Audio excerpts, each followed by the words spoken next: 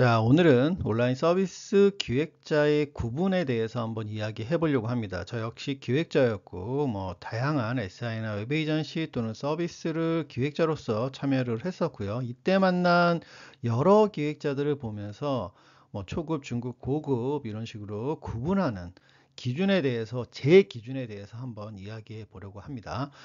자, 한번 시작을 해 보겠습니다. 우선은 여기서 얘기하는 것들이 제 기준이고 또 제가 경험한 거를 바탕으로 제 생각을 이야기한다는 거, 즉 다른 분들은 다르게 생각할 수 있다는 걸 미리 밝혀두고 시작을 하겠습니다. 자, 온라인 서비스 기획자가 뭐 하는 사람이냐, 어떤 사람이냐 라고 했을 때 보통 프로젝트에서 진행하는 업무를 기준으로 본다면 이렇게 처음엔 얘기할 수 있을 것 같습니다. 그 앱이나 웹사이트나 이거의 화면이나 UI를 작성을 하는 사람인데, 흔히 우리가 얘기하는 액슈어나 피그마나 PPT가 될 수도 있고요. 이런 기획 툴을 다루어서 이러한 화면을 그릴 수 있는 사람이 기획자다 라고 이야기할 수 있을 것 같습니다. 그 다음 또 다른 쪽으로 보게 되면 어떤 온라인 서비스의 기능을 설명을 하고 어떤 이 기능이 어떻게 이용이 되는지에 대한 흐름을 설명할 수 있는 사람이 기획자라고도 얘기할 수 있을 것 같습니다. 또 다르게 기획자를 설명할 말로는 이렇게도 얘기할 수 있을 것 같은데요. 온라인 서비스의 구조나 프로세스의 어떤 상호관계, 이 프로세스가 어떻게 진행되고 서로 어떻게 연결되는지에 대한 부분들을 설계할 수 있는 사람, 요걸 또 기획자라고도 얘기를 할 수 있을 것 같습니다. 자, 또 다른 기획자에 대한 설명을 보게 되면, 자, 온라인 서비스를 사용하게 될 사용자의 욕구, 아니면 이 결핍을 찾아내서 이것들을 충족시킬 수 있는 과정을 설계할 수 있는 이런 과정이 온라인 서비스가 되겠죠. 이런 사람을 서비스 기획자다, 이렇게도 또 이야기할 수 있습니다.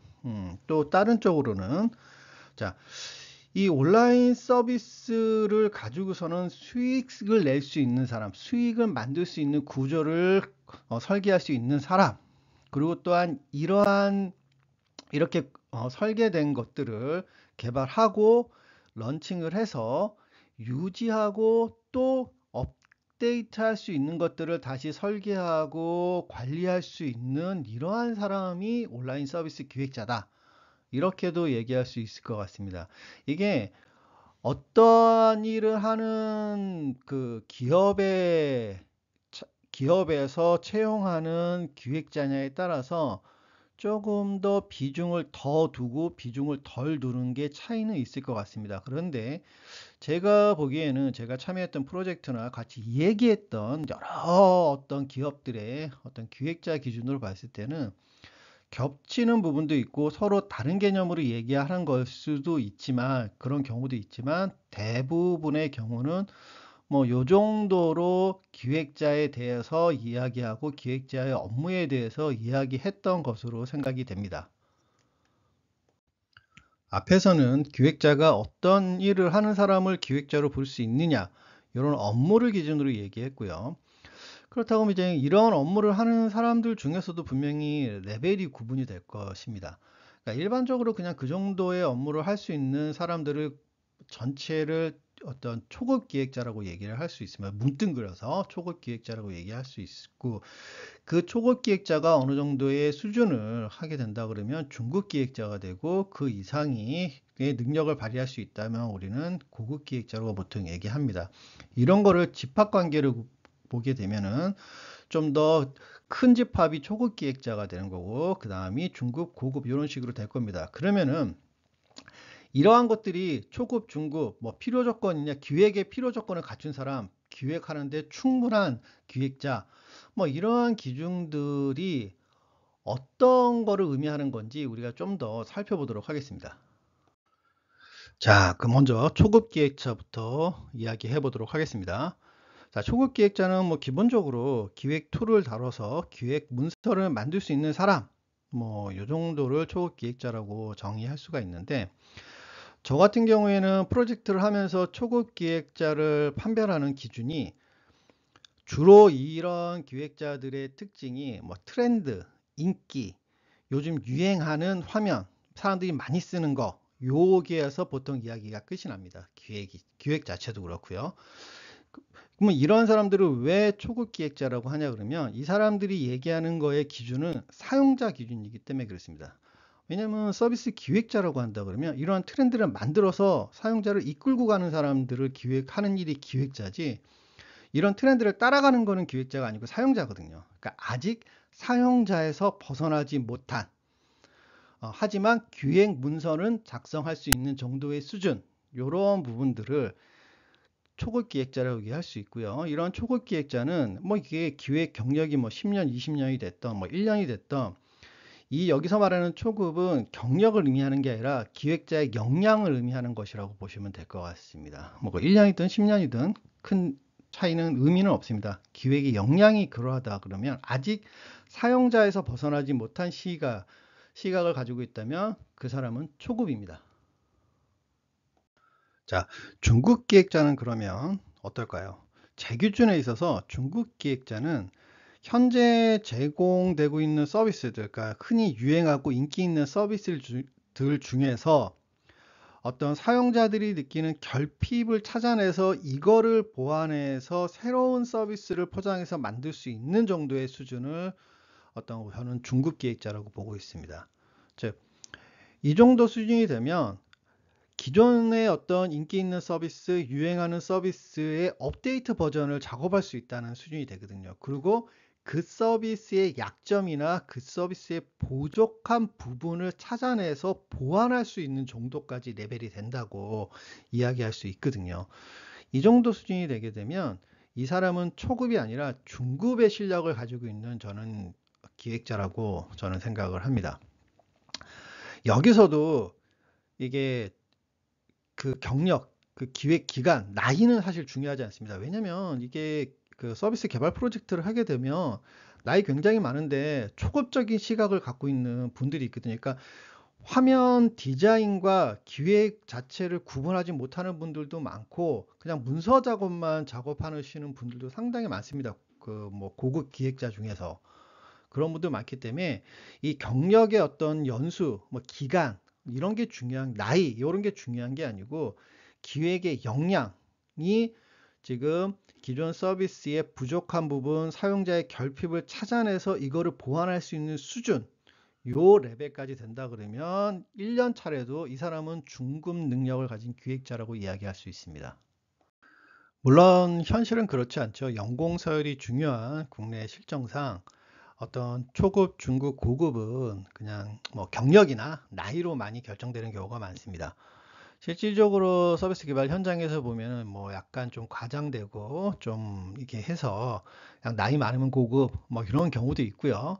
그리고 뭐 기획자들 중에서는 개발은 SI나 웹 에이전시 기획 같은 경우는 뭐 영업하다가 기술 영업하다가 아니면 디자이너 하다가 나이가 차니까 이제 기획한다. 그래서 스토리보드 그리고 화면 그리면 기획자다. 뭐 이런 분도 상당히 많이 있습니다. 그렇기 때문에 저 같은 경우에는 이 커뮤니케이션을 하다 보면 이 사람하고 어떤 기준으로 얘기를 해야 되고 어떤 방식으로 얘기를 해야 되냐를 구분하는 기준으로서 초급, 중급, 고급이라고 지금 정리를 하고 있는 것이라고 보시면 됩니다. 그러니까 현실에서 뭐 SI 등급을 얘기하는 건 아닙니다. 자, 그거 뭐 참고하시고요. 그러면 고급이란 건 뭐냐? 고급이란 거는 데이터를 활용해 가지고 현재 시장에는 나타나 있지 않지만 사용자의 내부에 잠재되고 있는 니즈, 필요를 찾아내서 서비스를 구현할 수 있는 정도의 레벨이 고급 기획자라고 저는 생각을 합니다. 지금까지, 그러니까 초급, 중급에서 보면은 현상을 기준으로 해서 작업을 했었다면 고급 기획자는 현상을 뛰어넘는 겁니다. 즉, 현상을 뛰어넘고 사용자 내부에 잠재되어 있고 표출되지 않고 이 상황에서 사용자는 자기가 무엇이 원하는지조차도 모르는 경우가 많습니다. 그러니까 그걸 표현할 수가 없는 거죠. 왜냐하면 이게 자기는 본 적도 없고 이러한 것들을 자기는 경험한 적이 없기 때문에 표현을 하기 힘들지만 뭔가 불만, 현재 서비스들 중에서 뭔가 불만, 부족감 이런 것들이 있는 상태, 있는 상태라고 보시면 될 것 같습니다. 요걸 찾아내 갖고 기획하고 이 서비스를 유지, 강화, 개발, 뭐 운영할 수 있는 레벨이 된다 그러면 저는 이 정도 되면 고급이라고 생각하고요. 사실 국내에서는 이 정도 레벨의 기획자는 제가 여태까지 만났던 기획자들 중에서는 없었습니다. 저는 뭐 안타깝게 제가 운이 없어서 못 만난 걸 수도 있고, 제가 그 수준 레벨, 그 수준의 기획자들이 노는 물에 아직 다가가지 못한 걸 수도 있는데, 제가 했던 여러 가지 SI 프로젝트, 대기업, 뭐 중소기업, 뭐 이런 여러 가지 프로젝트, 뭐 스타트업까지 포함해서요. 그러한 부분들을 봤을 때 아직 만나보지는 못했습니다. 그러면 우리가 앞에서 뭐 초급, 중급, 고급 이렇게 구분을 해봤는데요. 뭐 이렇게 다른 기획자들이 한 기획 결과물이 어떤 차이가 있을까요?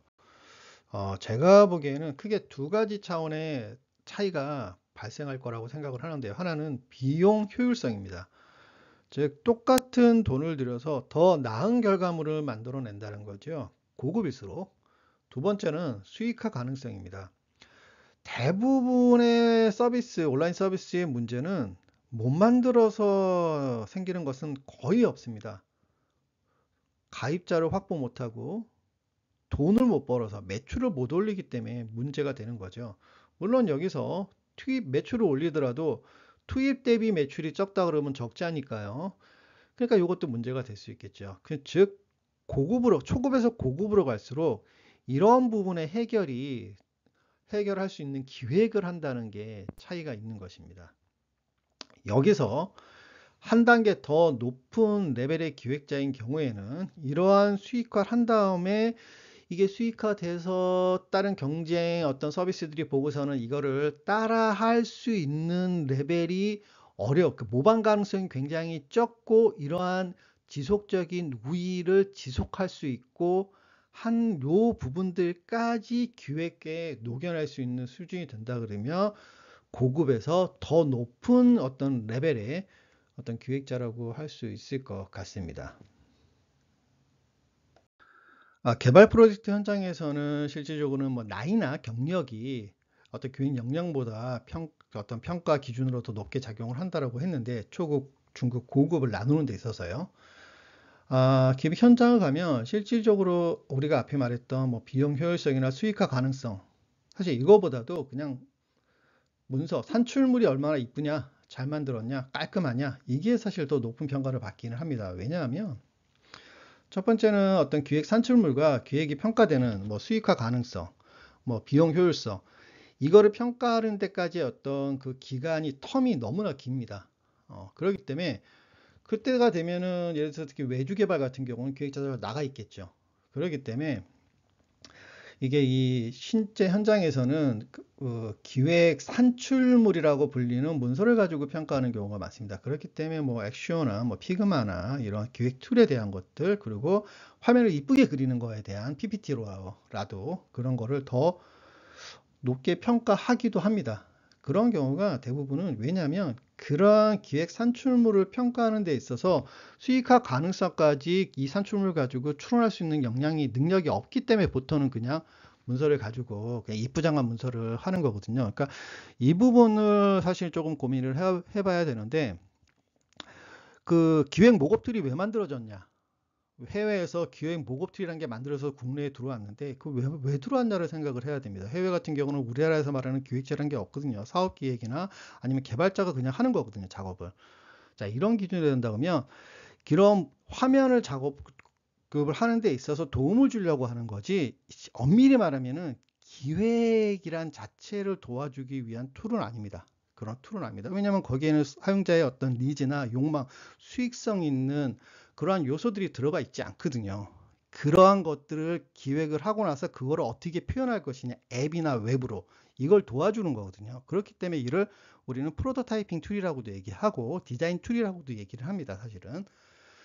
자, 그렇다고 본다고 했을 때 기획자의 역량은 과연 무엇이냐?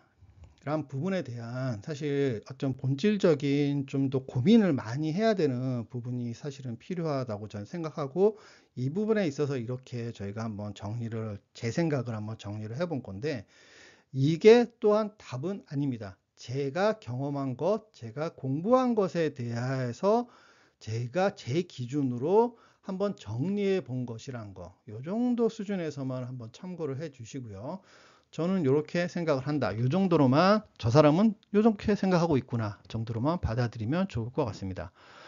자, 오늘은 여기까지 하고요. 다음에 또 다른 주제로 찾아뵙도록 하겠습니다. 감사합니다. 좋은 하루 되세요.